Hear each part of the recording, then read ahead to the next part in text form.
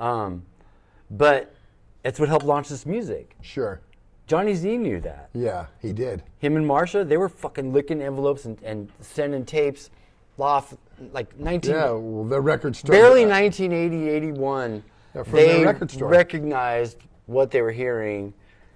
There was no internet. There was no way to like point and click and get instant gratification. Tape trading. Motherfuckers were working for the music, like to send it to each other. Yes. And that's how all of this started. Yes. So right on college radio. Yeah.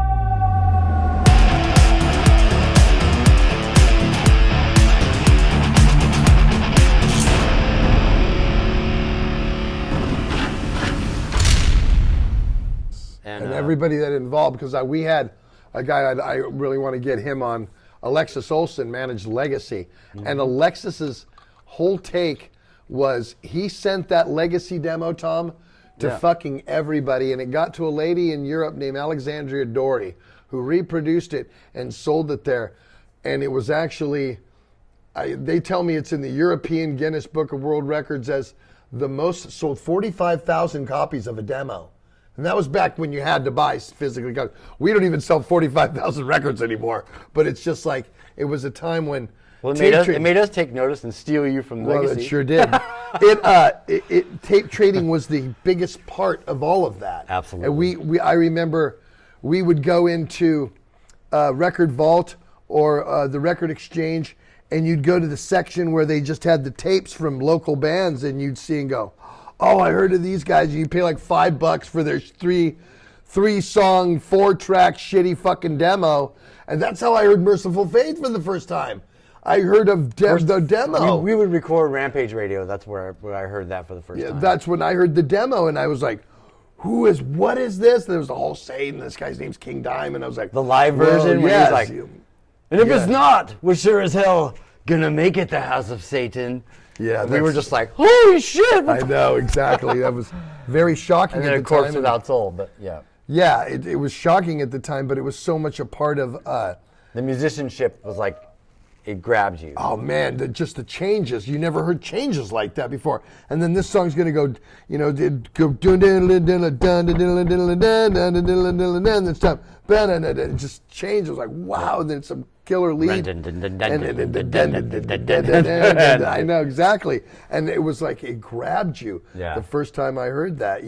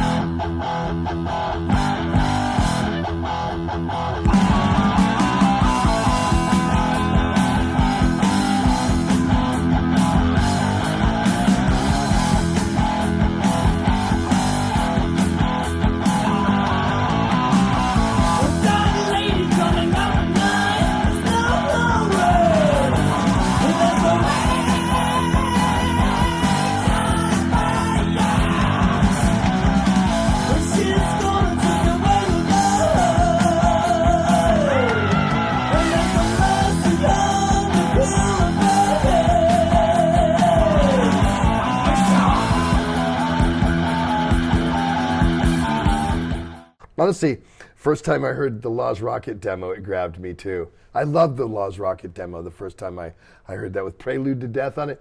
Digga, digga, digga, digga, digga, digga, digga. Yeah. And that was like, in the beginning, and I'm getting introduced into metal, and I'm like, wow, this whole scene. And I just, I think the mentality of all of us, not just us in the Bay Area, although it was very widespread here, but others in New York and in places in Germany and in England. It was happening everywhere. Stuff. It was popping, and it was Chicago, L.A. It was hell of in Chicago. Florida. Like people were putting in the work to make sure that this music got heard. Like, make sure you got to hear that Merciful Fate song. On a cassette. Like, and I think that's what it started a passion. Like, and people were like trading this music. and it was like an addiction because they wanted more of it, and they wanted to make sure that somebody on the West Coast got what they were into also. I mean, I remember somebody and that's how like Overkill got passed around in the first place. Sabotage too. Definitely Exodus, you know. Sabotage from We've been Florida. exploited all our life. It's a good way to be exploited. It's about killing posers and just nice things like that. It's what's called Exodus.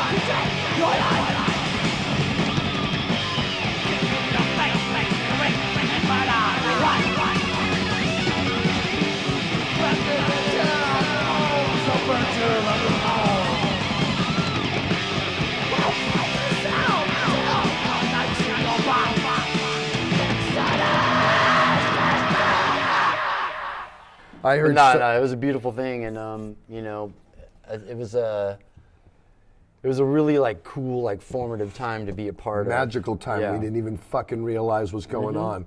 You know, it's funny because at that point in time, not a lot of us had traveled out. We basically, if you were a Bay Area band, you played in the Bay Area, maybe take a trip down to LA or up to Portland, but that was your parameters, maybe Sacramento.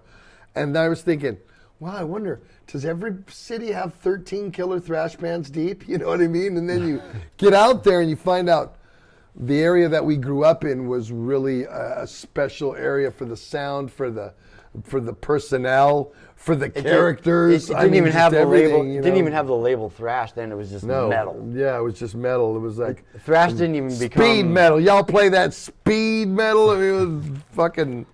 It wasn't even thrash because we never called it moshing. We called it thrashing. When somebody was in the pit, I remember we called, some guy was out there thrashing. We had never said moshing. You know, that was a New York term. You know, it wasn't one of a term that we used necessarily.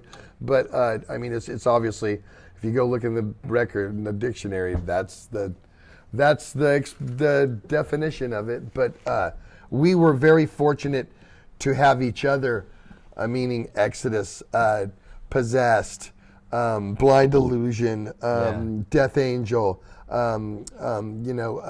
Suicidal coming up from LA, Megadeth would come up from LA, Metallica, Slayer, Metallica, just anybody. Remember the days, Beowulf and all the LA bands, Hyrax and Dark Angel and Détente.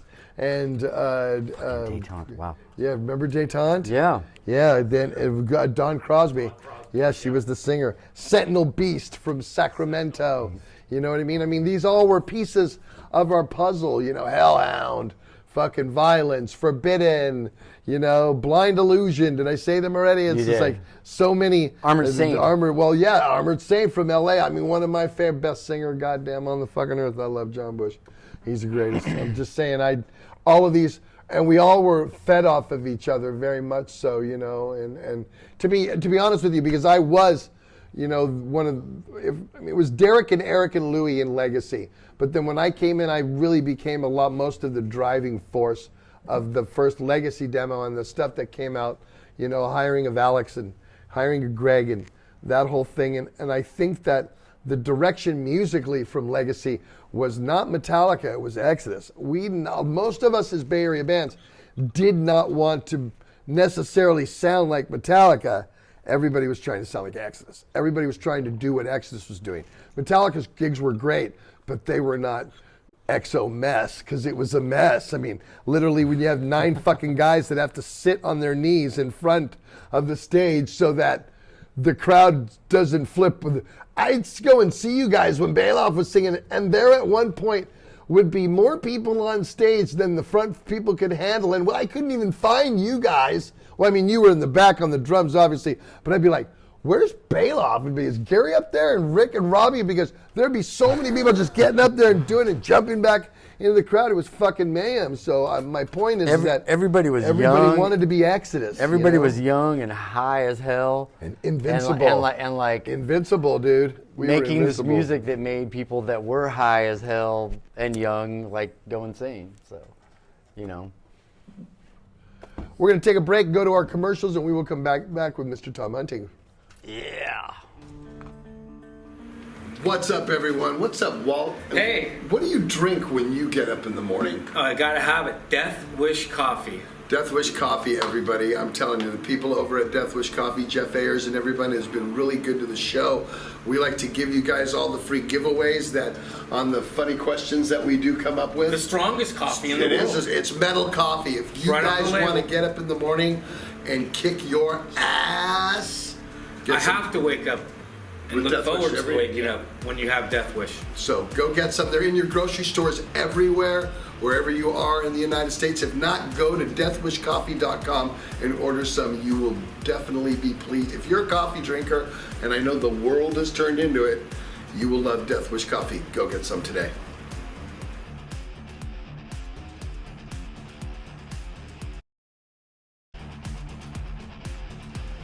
We want to thank Kyle and all the guys at Hella Hot Sauce for always giving us product to push on to you guys. During our live segments, we always have a contest, and give it away. If you like really great tasting hot sauce, quality hot sauce, tasty. I mean, hot, but they have medium and mild stuff too. Yes, and but their hot stuff is types. killer. And all their hot sauces seem to have like a theme. Like I know Florida Frank from Hatebreed has one, and I know Techno Destructo from Guar. And you have one. It's coming out. I have one coming out. It's Zetro's Toxic Shock. And actually, you've tasted it, and while it's very tasty. Hella hot. And it's hella really tasty. Good. So, but in the meantime, before we get that out, go to hellahotsauce.com and get some hot sauce today.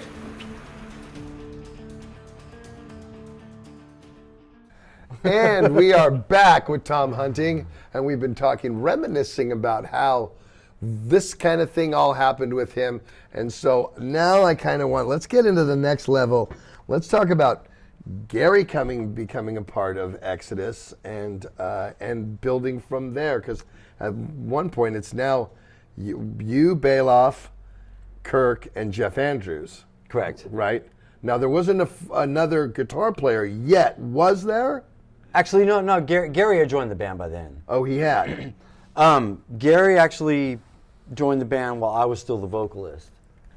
Before pre-Bailoff. Oh, pre-Bailoff. Yeah. Okay. And he was, they called them roadies back then. They called them technicians nowadays. But Gary roadied a couple gigs for Kirk, and Kirk showed him a couple little bar chord things. And yeah, sometimes like lightning in a bottle, happens. And I think that's what destiny. God damn, that was Gary destiny. Holt. Like, I mean, after years of watching him play air guitar to Judas Priest, Unleash the East, and getting stoned in his bedroom, like, he got one little guitar lesson, and it's like in the back of his mind. I think for somebody like that who takes to it so fast, I think they just recognize, like, the instrument's always been there, waiting for them to just come and grab it.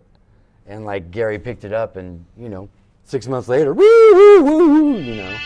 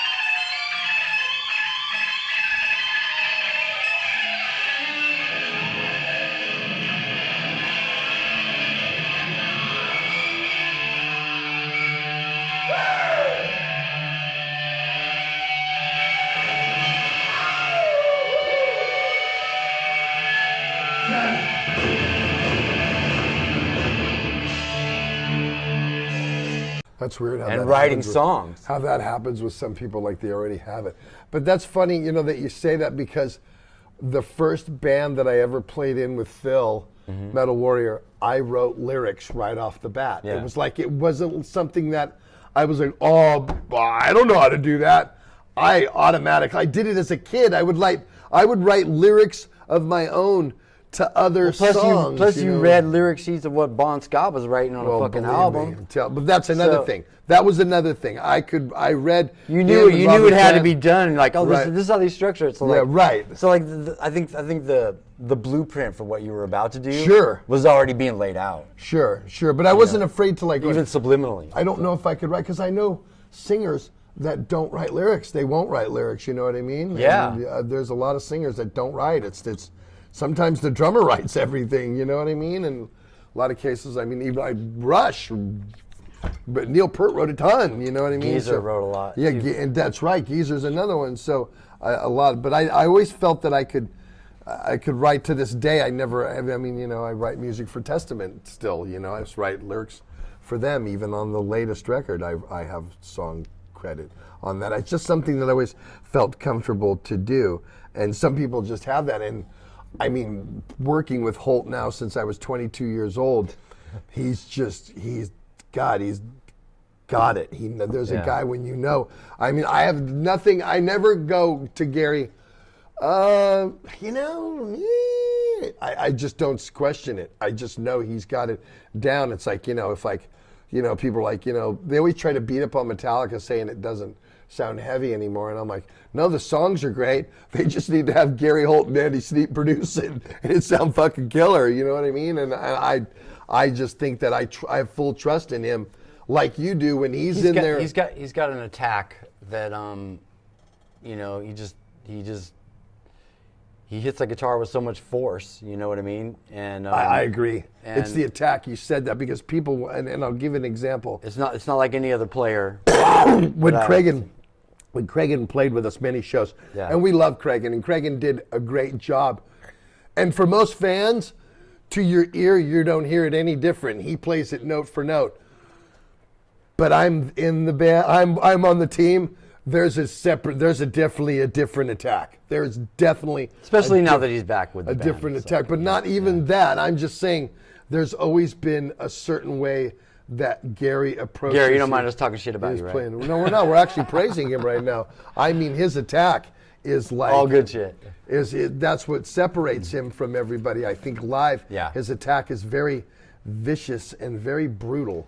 He takes it seriously. He does. Like what we used to be able to do with brute force, like you gotta like put in your homework now and like do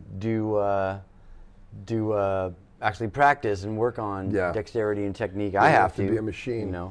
You have to be a total machine. But yeah, when Gary joined the band, he didn't take him very long to know how to play guitar and really, really good. No, was he playing lead right away? Was he playing lead totally. too? Really? He took the lead as fast as he took the rhythm and learning chords. And then he figured out how to use a whammy bar, and that's to this day one of the best in the business. Yeah, absolutely. If not one of the best in the business. Yeah, he knows how to work that fucking bar. So we were all just stoner kids, hungry to learn our instruments. And how long did that line up with Jeff, Paul, yourself, Kirk, and Gary? How long did that go? Because Jeff, you ended up getting Rob McKillop. Well, we actually ended up playing clubs with that lineup, with Metallica. Uh-huh. And Jeff Andrews on the bass, Kirk on guitar, Gary on the other guitar. And we were playing not so much Bonded by Blood stuff, because that got written after Kirk left. Uh-huh. All of that. Right. We had some corny ass metal songs. We were young. We were learning how to make songs. Come on, I was in a band called Metal Warrior. Yeah, what are we getting at? Okay, you understand. What are we getting at? I know. Okay, cheese is flowing. Fuck it. It was the sign of the times. Big time, melting over everything. Yeah, that's right. Kill, kill, kill. You know what I mean? Come on. But how long did you guys go with that? How long was that? That lineup was probably together for 3 or 4 years, I guess. Really? Couple years. I can't remember the exact time frame of how long it went on, and then of course Kirk got a call. Talk about that. Talk about how that went down. When you got the call that he got the call. How did that go down? Do you remember? Yeah, I mean we were bummed, but we were also stoked for him. Right, but okay, so because you never want to like. Did you think? Had you heard? Okay, so I'll give you an example. When the last year that I was in Legacy, many people came up to me many times going, "Oh man, heard about you might be in Exodus." I'm like, no, not like that. And had you heard anything like, "Oh man, Metallica's talking about kicking Mustaine out and getting Kirk"? No, you didn't hear that. No, it was almost like an overnight thing. Really? Yeah, just like was it overnight to him? Just like they explain it. You'd have to ask him that. I wondered about that. Yeah. I've never really, questioned him or even asked him the what, whens, and whys. It was just more like, we were just cheering for him because they had a record out, and they were the first one to put a record out and actually doing national tour. In that genre. In your eyes, you're like, wow, you made it. You made it, dude. You're out of here. You get they were riding around in vans and U-Hauls. But still, you made it. You flew to New York to do a record. You're living life, bro. Come on, I know what that is. Yeah. I understand that mentality. Every little thing like that was like, wow, we made it. We're there. It's what we dreamed of. So we're like driving around Lamborghinis and shit now? Like, pretty soon. Yeah. Anytime's coming. Well, it did for him anyway. But, and then did you went through a couple right about that time, Gary became a fucking riff writing, songwriting machine. And I don't think it was. Was it even at that time with Kirk and Gary? It wasn't really out of spite or anything, but it was just like Gary's like, okay. He's like, it was almost like, Kirk handing, here you go, you're the guy that's gonna write the riffs now or whatever. And later on, lo and behold, we heard Exodus riffs in Metallica songs, and they're awesome. They fit great. Yes, the way they did them. Yeah. And the songs, the way we played them were just, the way we played them sounded like kids learning songs. The way they refined them sounded like grown-ups writing music. Right. You know what I mean? Right. Or, kids writing music. It was great. It was a great time to be a musician. Now, you had one fill-in guy before you got Rick, right? Mike Mong. Yep. Right, from Freaky Executives. Yep. If you guys were from the 80s, you remember Mike Mong. He was kind of a funky guy. He looked like Prince. He kind of looked like Prince a little bit. Had the same kind of, well, at least in the Freaky Executives, because I didn't see him that era of Exodus. He looked more like Eric LaSalle in Coming to America. Yes, that's exactly what he looks like. With the crazy, greasy Jerry hair. curl. And the Jerry curl. I got greasy hair now, too. How long did he last in? How many gigs did he do before Rick Mike came in? Mike Mong played maybe 3. Man, you're going in the Wayback Machine. It's hard to remember. But I think it was probably 2 or 3. 2 or 3. Mm-hmm. So not much. And not really musical style with you guys, or Rick was better or wanted it more? He was I remember him being a great player, and then there was another guy, Evan McCaskey, who passed away. His father he was in our band. He was in Exodus. His father plucked him out of our band, and he's not with us anymore, but he was amazing, and just his parents were like, nope, you're not going to do this kind of music, and took him to live a whole nother life somewhere else. Anyway, and then Rick, we met Rick. I met him at Adam Segan's apartment, and he was listening to Yngwie for the first time, and he threw up the window and goes, "Yngwie is God!" And I was like, "Hey, what's up?" I like that guy right away. Who's this guy? God. Oh, and you play guitar? And you want to try this? And bam, it didn't take long, and lo and behold. Was he already a pretty good guitar player at that time, Tom? Rick was? Because, Rick, in his heyday, could shred He was he covers the bluesy part. Gary was more like Egyptian scale part. Rick could throw in a blues lick in the middle of all this crazy thrash metal, and you're just like, whoa, that's fucking badass. And it's still that's, Rick, when when you're hearing Rick do a lead. Yeah.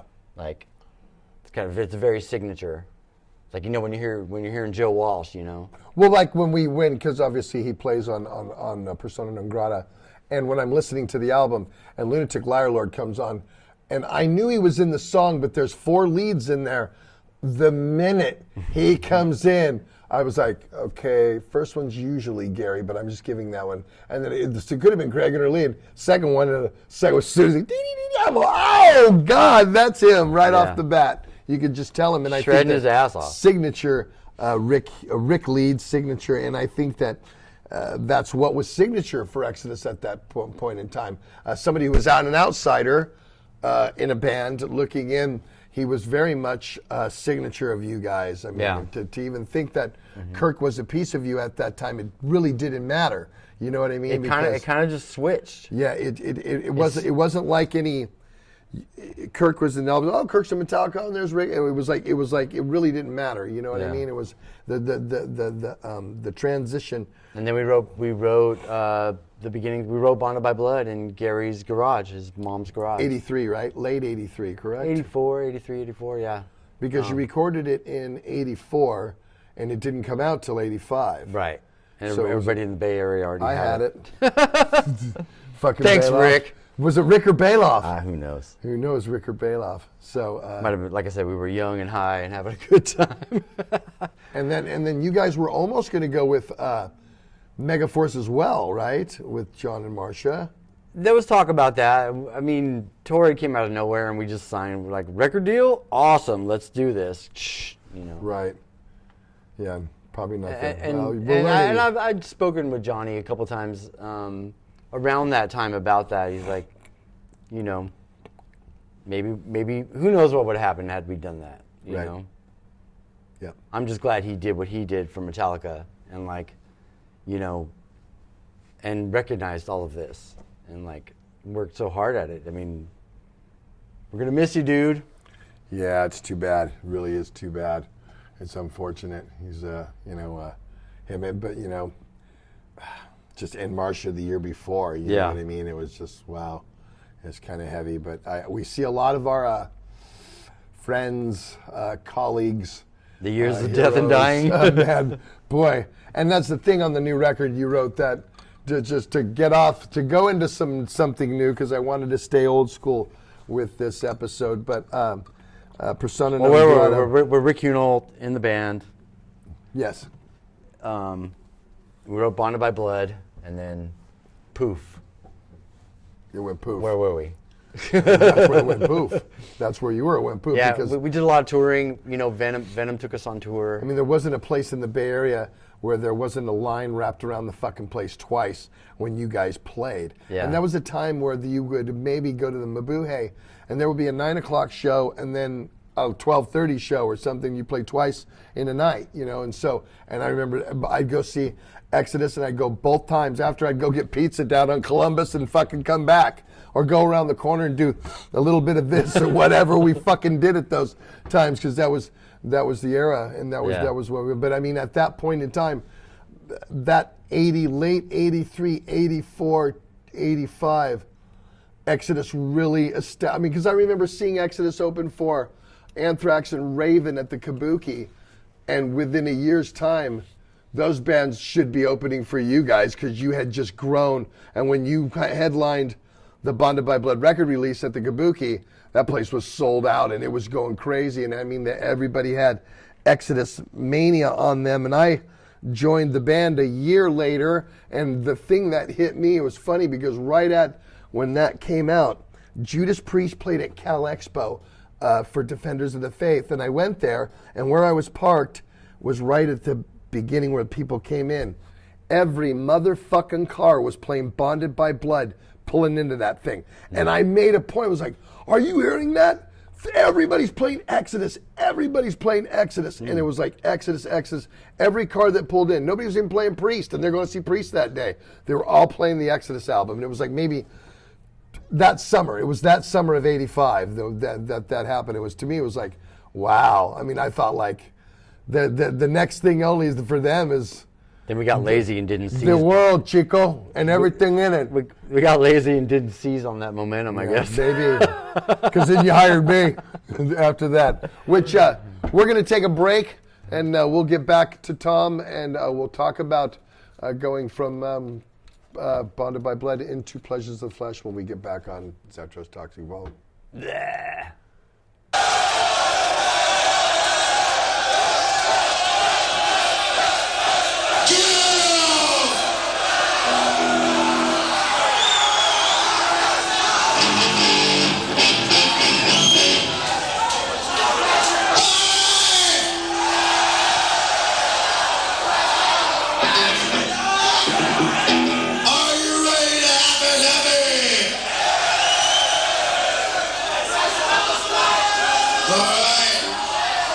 This song's the title track off our album.